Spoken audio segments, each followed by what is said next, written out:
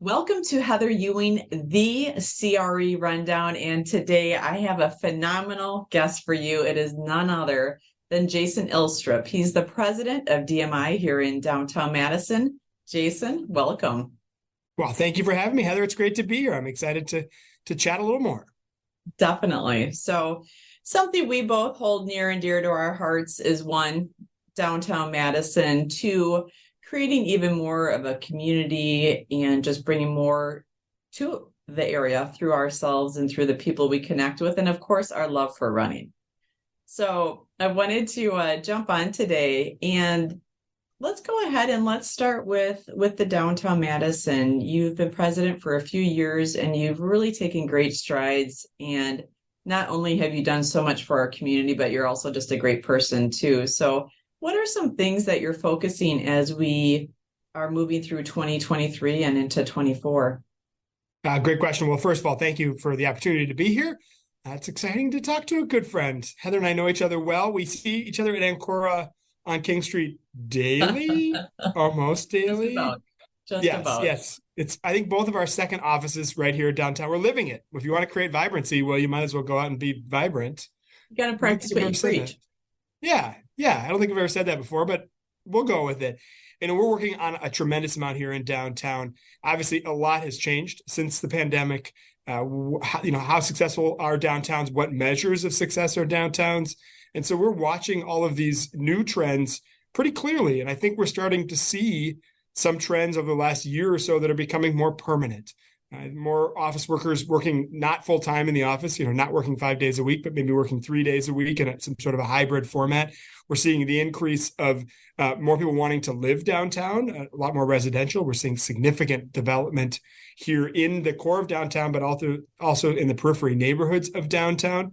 We're seeing a want for being part of something vibrant and being part of an experience. And so the festivals and events that are home in downtown, so groups like the Taste of Madison or Concerts on the Square, have been very successful and have seen huge percentage year-over-year gains. I think 250,000 people last year attended the 6 Concerts on the Square. Yeah, football is up and Badger football and CrossFit and Ironman, whatever it looks like. So we're really seeing some very positive trends, but it's a different playing field than we've seen in the past. And so we're taking a step back as an organization and as a partnership of all of these different downtown groups to say, I think we need to really look at what the future of downtown Madison is.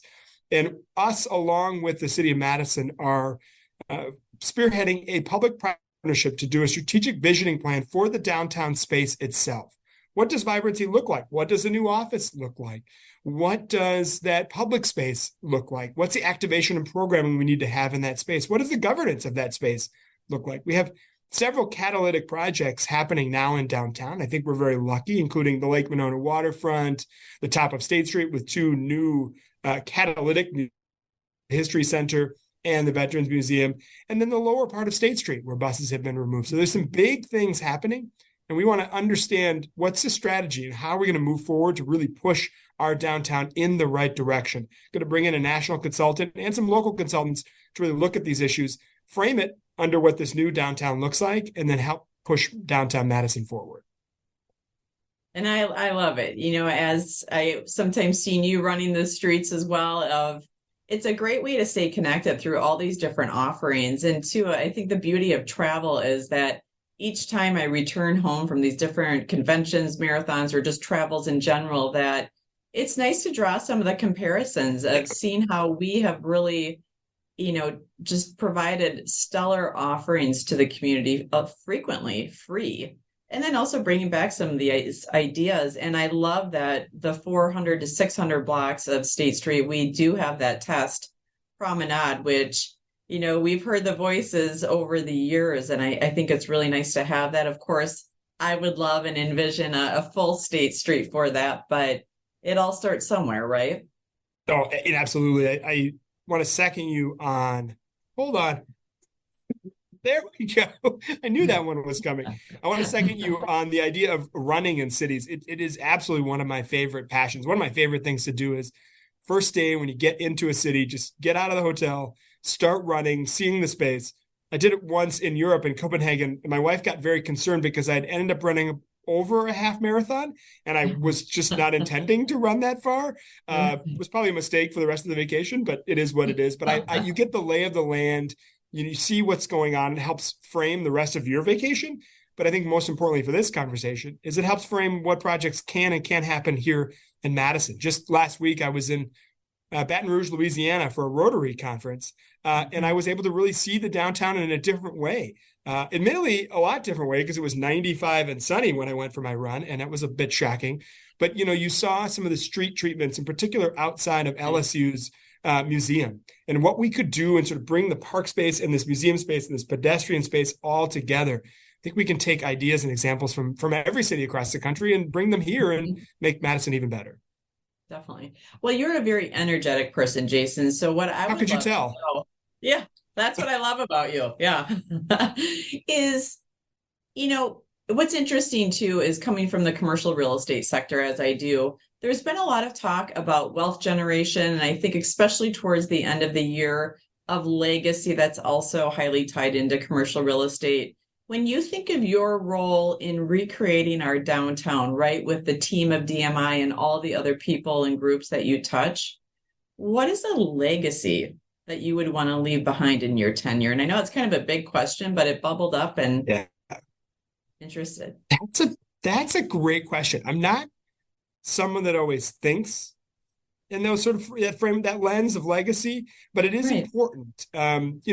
We want to create an economically strong, equitable, inclusive, and vibrant place to live, work, and visit. And if that means that more people are coming downtown, we're building more amenities that people want to visit downtown, more reason to work downtown, more reasons to live downtown, then that's a legacy that I certainly would be very proud of. You want to create a space that's sort of all things to all people. And that's maybe a little counterintuitive, but or said another way, Angela Russell, a DMI board member, says so well, you want to create soulful spaces and soulful places and soulful experiences for every soul in the community. Downtowns forever have been these incredible places where people connect. And no matter what's happened, the most recent pandemic, fires, wars, whatever we've been doing to downtowns, we've destroyed them many times in many places. We've always built them back up because they're great places to connect. And if we can get even more people to connect downtown, then I think the legacy that I've led or the organization has led or all of us as leaders in the downtown space, I think will be very strong. I agree completely. And it's recreating. And that's something we've been talking about for many years. And I think, whether people realize it or not, we are all connected. Everyone has their struggles. Everyone has their wins.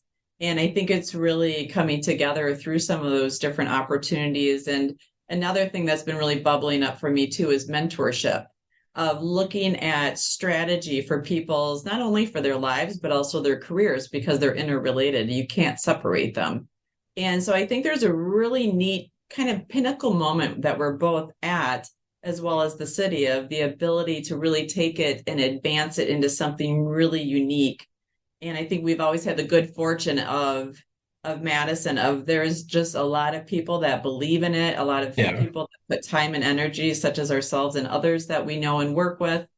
And I think we're really fortunate because when you don't have that energy, it's like the soul of the city is not there. And it's sad to see, and you experience it and know it in a heartbeat when you travel to these other cities. Yeah, we certainly are not want for people that care about the downtown. And that is such an important baseline to have. People are very proud of the Isthmus. They're very proud of the Capitol. They're very proud of State Street, the university, whatever they're proud of. They're proud for many different reasons. And so therefore, you've got a pretty engaged community in the downtown. And I think that means that we can take this downtown to the next level. I think we've always done very well on our own, but it's our feeling at DMI is we want to bring in national experts to say, okay, let's try to be the best at X or Y in the downtown. Get ideas, just like we talked about while running. Why don't we work with consultants that really have seen, big ideas work in other towns? They could work here. Plus, we also just think we need to lean on the experience of other organizations, particularly in this time of change. Downtowns are organic, but they're changing significantly right now. And so we need to make sure that the downtown we're building today fits for the future and fits for tomorrow, because tomorrow is just changing, right? The nature of work is changing. The nature of people, how they communicate is changing. It's changed and will continue to change. How they, purchase things in a retail store, all of these sorts of things. We need to stay on it and be at the top of our game to ensure that the downtown continues to thrive. Definitely. And from all your travels and your experience, things of that nature, what do you think we might experience into 24, 25 in the upcoming years? I think 24 and 25 are big years for downtown. We're going to start to see, we talked about it before, but catalytic projects, some of them are going to start. The History Center at the top of State Street, so at the intersection of Carroll, Mifflin, and State Street, will start construction in Q1, now that it was just approved by the state's building commission. That's going to be a dynamic project that will interface so much better with the streetscape and really create this sort of one space, which I think is important. And it's important to note that the top of State Street is already the number one used pedestrian intersection in the state of Wisconsin. Think about if you had buildings that better interfaced with it. That museum. We're going to continue to see, I think, more work on a potential Veterans Museum, just kitty corner from the location. And I think at 25, you're going to see phase 1 of the Lake Monona waterfront project begin on the causeway. It's going to be a hard year because they're going to take 2 lanes of traffic in each direction and whittle it down to 1 while they do construction. So sorry about that. But progress is hard. But I think you're going to see these catalytic projects happen. I think you're going to continue to see more residential move into the downtown. I think it's going to level off somewhat. I think we've seen this big peak. We track all development on DMI's website and our development tracker. We got about 7,000 units. It's cooling a little bit, but it's still very strong, right? We have the most Gen Z, proportionally, the most Gen Z hires. So ages, 20, basically in their 20s, moving to Madison of any city in the country. We're net 9th, and we're hearing information that we might become net 7th. Think That's about amazing. that. Right. We're the 85th, 86th, 87th biggest metropolitan statistical area by population in the country. And we're in that same area as New York and Austin and Seattle. With all due respect to Madison, that's not normally where we're competing. So it's really interesting to see this young group move to the city. So I think you're going to continue to see more residential. I also think you're going to see more office. It's going to be a little bit different. It's going to take a little bit more time, but we're clearly seeing through the data and the study that I just saw by Gallup, the large surveying company, about 300,000 folks over the last couple of years. They're saying last year, we now know what the new office looks like. And there certainly is something called a flight to quality. And a flight to quality in office means 2 things. One, the quality of the building, right? So Class A, and when a huge proportion of downtown's office space, our downtown's office space is Class A, that's very good, and Class B. But it's also flight to quality of the location. We're seeing that office workers want to be near amenities they want to be near, right? They want to be near the lunch spots they want to go to. They want to be near the theaters or the sporting events after work. They want to be connected to their friends that are already on the Capitol Square. And there's no better place to do that than downtown Madison. So I think we're sitting in a really good space for the future. Although there are some, warning signs, right? There certainly with interest rates continuing to be very high, with the cost of construction continuing to level but still be high. Right. Those are 2 things that are going to certainly tamp down development. You know that better than anybody. We need to ensure that we're creating a space that everyone feels safe. We need to make sure that some of these larger parcels that haven't moved for years in development are moving. So there are some things we need to be paying attention to, but overall, I think Madison's future is very bright, but we need to pay attention to what's important and we need to work on it. Hence why we're creating the strategic plan with the city of Madison. Definitely. And adding in too, for the Gen Z, what do you attribute such a great flocking to Madison for them? Well, if I knew the answer to that, I think I don't know that I'd be sitting here. I'd be worth a lot more. I'd be working somewhere and making a lot more money, but I do just fine. I would say it's a couple of factors. Almost all strong economic development in the city of Madison has something to do with the University of Wisconsin. Mm-hmm. To have the state's flagship campus located in the heart of downtown, now with over 50,000 students. I think it's now ranked 35th or 36th in the country. amazing. Less and less people are going to college, but more and more people are wanting to go to places they see a good value and they're going to go to good education. Yeah. And you know what Quality that is? matters. Yeah, University of Wisconsin is it. So it all starts with that. We're seeing more of those students stay in the city. One of the greatest growing populations is that 22 to 28 population. That's why we're seeing 7,000 units being built in the downtown. It's catering towards young folks. We've also seen several companies that have a young workforce take off. I mean, Epic is the obvious example of the last 10 to 15 years. Yeah. They're A little hiring bit of growth there. a little bit. They're hiring 4,000 people this year alone. 4,000. And 90% of them are ages 22 to 26. And only about a third of those are from the Midwest. So that means 2/3 of those folks are moving from California or New York or Florida or Washington or Texas or wherever. So you're seeing that influx.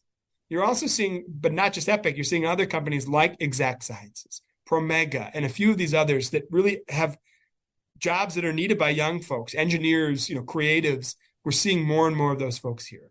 And I think third, and very importantly, is quality of life is high here in Madison. I think you still get a decent bang for your buck, although things are getting expensive, and that's something we absolutely have to watch out for. But you have a high quality of life. You can get out to the lakes and onto the water very quickly. We have college sports. We have the arts. We tend to punch above our weight class in amenities because of the capital and because of the university. And so there's a pretty high quality of life. Now, that high quality of life is not for everybody. One of the other areas we absolutely have to pay attention to is to make sure that everyone in our city has the ability to have that high quality of life. But overall, access to amenities is pretty high here. And so you're seeing folks make that choice. And you're seeing them, they're voting with their feet, and they're moving to the city in the highest proportion of any city in the country. Definitely. And something you had touched on too is kind of the beauty of having family, raising them, in this type of environment.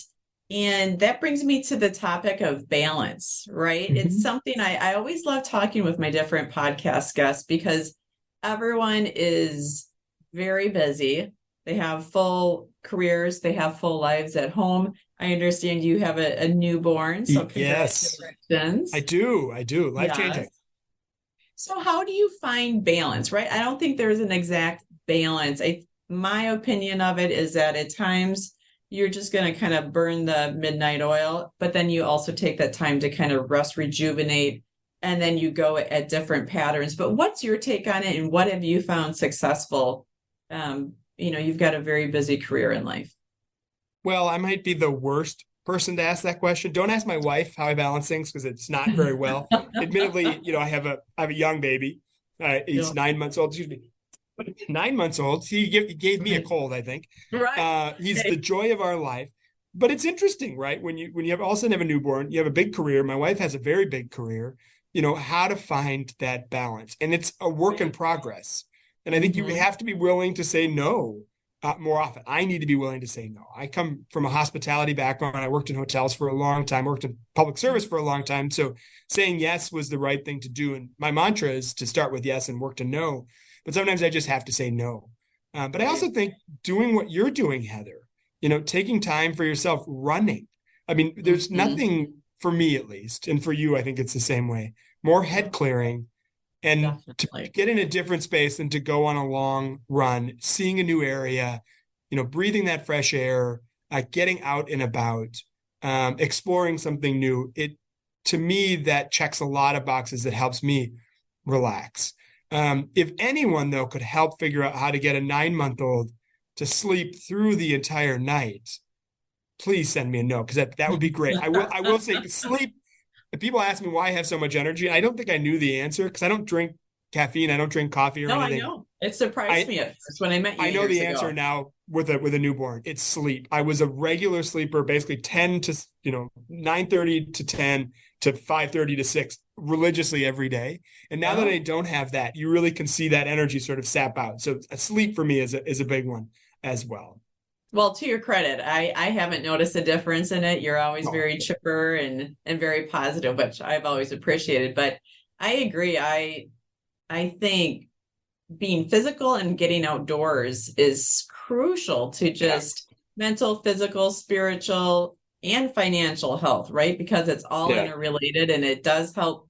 I know for me to sleep, I think there's a lot of others and the head clearing of that's when I solve kind of the big deals in my mind so that I can go back with Yeah. maybe a new strategy or a new idea of how to approach something or a negotiation aspect that maybe I hadn't thought of earlier. And two, I think we were not meant to sit indoors all No. day. So I think too, getting outdoors in nature, and I think it's also that creative aspect which really fuels me too. And I agree. Sometimes you have to invest in the time for exercise, whatever form it might take, because of what you reap on the back end is so important. So, Yeah, I mean, it could be as simple as, a 5-minute breathing exercise or oh, doing a couple of exactly. stretches right before you go to bed. The other one, I'm, Yeah, I'm a huge water drinker. It's basically the only thing I drink. I think I picked this up when I was in the Peace Corps, but I just drink a lot of water. And I think that helps as well to kind of, definitely. flush things out and keep you hydrated. I mean, Mhm. dehydration well, it's the number one killer of people in the world, right? It's some way, shape, or Right. form.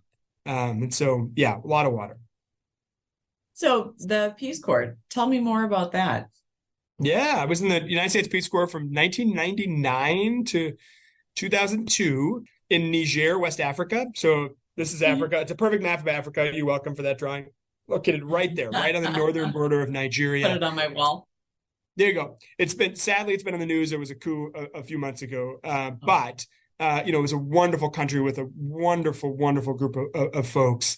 It was an amazing gig, volunteer effort. They used to have a mantra on their website said it was the toughest job you'll ever love. And that was right on. I mean, it is whatever job I do now will never be as hard. I mean, I had, you name it, malaria, dengue fever, giardia, amoebic dysentery, wow. whatever. I had it all.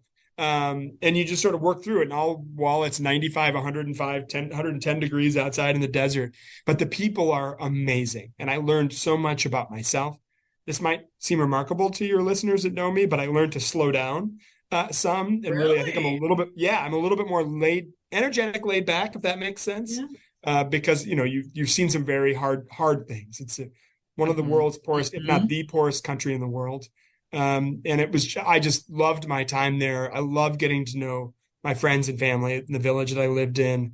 I would highly recommend the experience for anyone, even if you're at the end of your career. It's a really good way to retire and see the world and learn a lot about the world, but I think importantly also a lot about yourself. Well, and to your point, I think a lot of those different life experiences are essential and they give back so much to wherever we are at in life. And I remember when I was younger thinking, earlier careers or, even summer jobs of kind of like, gosh, I should have been in this area or this or that. But the beauty is in hindsight of realizing how much all of those varied experiences, even though they might seem unrelated, really do contribute to your role here and now. And I Oh, think no I kind of wish question. for people that they would be able to draw that line. And again, it took me several years, but I'm very grateful to now have that understanding. Yeah. And I think I should be the last person giving people advice, but I would say the one thing I would say to young people is it's not a straight line. It's not a straight line from one thing to the next. If you want to be an accountant, you got to do X, Y, and Z. That might work for some, but I would doubt it. You have to look for the through line. So there's going to be a through line and it might bend around, go left, right, center. But all of these different things you're doing have a through line to what you should be doing. It sometimes takes people longer and it sometimes can change. I'm someone that's had not multiple jobs, but multiple careers, right? I was a lawyer for a while. I worked in politics. I obviously worked in international development with the Peace Corps. I worked in hospitality, a little bit in development, and now, this downtown management experience. All of those activities, there's a through line that I hope helped me be successful in this job. Whether or not I'm successful or not, that's an open book. Oh, You all can you're figure that very out. successful. But Very. but all of these different things, working in politics helped me with the lobbying part of this job. Working in Mhm. hospitality helps with the guest and membership services part of it. So my advice would be to take every job seriously, even if you don't think that's the right job for you, because you will get something from that experience that will help with the career that is going to make you happy. Yeah. I agree completely. And I think too of when you put the hat on of something you would have shared with yourself when you were younger. I think for me too, of, just knowing, even if it wasn't your quote heart's calling, of just give it 200%, because in Yeah. that sense, you will fully know if it's going to develop into something Yep. that might become something you're interested in.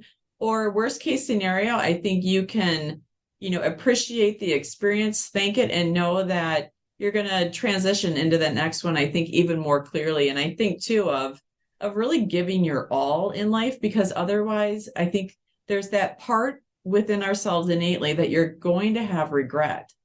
And I know something I've really been focusing on is really living fully and a life of no regrets, right? Be true to yourself, be great to yourself, others, and to just max it out.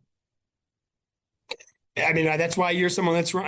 Have you now finished all of the marathon series? Or are you one short? I'm Tokyo, almost there, Jason. I did get accepted into Boston, Boston. That's right. April That's it then, 15th. right? Because you've Yeah. done Well, Berlin, you've done almost. London, you've So done New York, you've done Chicago. that was probably the hardest, right? To time qualify. Yes, because So you got a time qualify. I mean, we can all get in through raising money, which is amazing. Do not get me wrong; it helps a great right. cause. But the time, kudos to you. Those that Thank you. aren't marathoners don't understand how hard Right. that is. And it's one of those, it's like for anyone that is in the running community, it's kind of like you have to time qualify or don't go. Obviously, if running isn't your thing and you're always doing it, by no means, I Yeah, agree with you too of the donations are great. But after that, then is Tokyo. So that's it'll it. be Boston in 24, Tokyo 25, most likely. So yeah, I'm Is excited. Tokyo time qualified?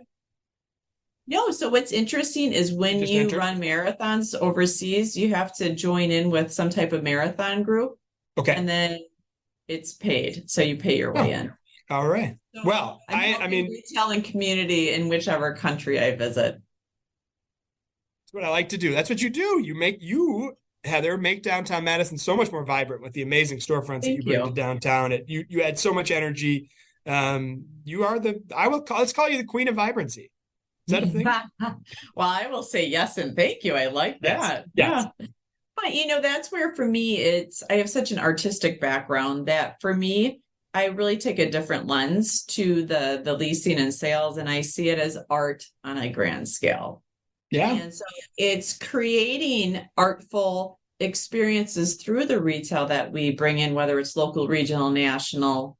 It's the restaurants. You think of all the great ethnicities that we have along State Street and areas.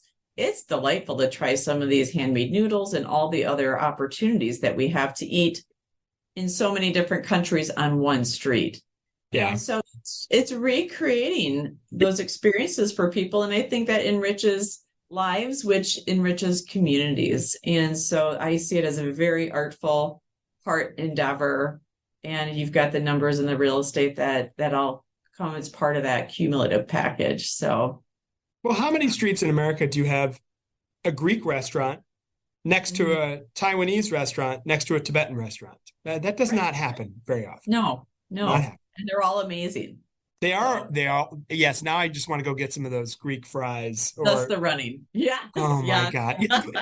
Okay. Yeah. That gets to a point. The only reason I run is so I can eat whatever I want. Don't tell my doctor that. I Right. just went No, yesterday, so I should be. I joke that I eat like a 13-year-old boy when I'm in marathon training. I mean, with the amount of calories you're burning, yes, and That's what I'm the saying. cravings Like, are the yeah, cravings are amazing. Yes, I mean, I would do definitely. anything for like, a sandwich, some weird sandwich in the middle of a marathon, anything for it. But yet you're just eating goo and bananas. So, Oh, I know. Yeah, and a lot of them. Yeah, it's not oh, always pretty, but it works, right? yeah. Definitely. It does work. It does work. So if we land Yeah, this mothership, Jason, what is something we don't know about you that we should? I'm missing a tooth on my bottom side that never came in. That's probably not what you're looking for. Uh, that's a great question. I'm a pretty open book. I mean, Right. I'm trying to see every Division One men's basketball team. People know about that. That I'm actually a relatively like I like my quiet time. I think people think that all of the time I'm on, but you could certainly at home, sometimes you just need to veg out and relax. And it's not, my motor's not going constantly. So, but it does go a lot. But I don't know.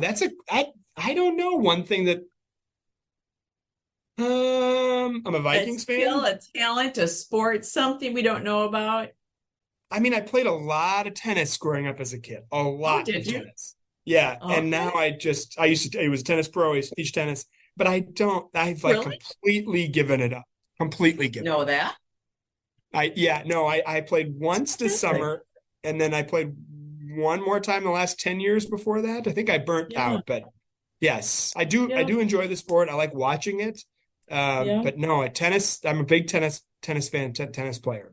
So I just learned something new. There you go. Yes. There you go. Yeah. So I don't know how good I am. I don't know how good I ever was, but I did play a lot. It sounds like the results speak for themselves. So, sometimes you just have to say yes and thank you. Yes, and thank you. And no, I'm not going to play with anybody on this podcast because I don't really play anymore. Yes. Well, on that note, Jason, thank you so much for joining us. Thank you. It was really a great opportunity to have that great refresher and recap on our beautiful downtown Madison, Wisconsin, and also learn more about you. So I'll see you at our next meeting. Thank you, Heather, very much. And thank you for all you do for downtown Madison. We're very appreciative. My pleasure. All right. See you.